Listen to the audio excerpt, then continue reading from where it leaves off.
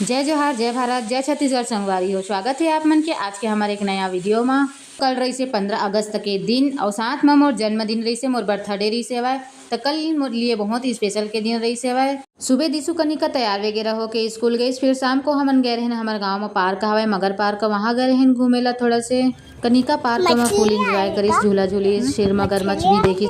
ये देखो आप मन भी मगरमच्छ आराम करत है। अभी बाहर में निकले पानी के अंदर रही से, फिर बाहर आई, फिर मगरमच्छ थोड़ा दूर से देखे से मछली जी से दिखत रही से, तो कनिका बोलत है मछली है बोल के, फिर थोड़ा सा एक्सरसाइज करत रही से, खेलत रही से। आप मन ला मगरमच्छ देखना हुई तो आप मन हमारे गांव आ सकत है। यहाँ कोकोडाइल पार्क हावे, यहाँ छोटे बच्चा मन के लिए झूला वगैरह भी हावे।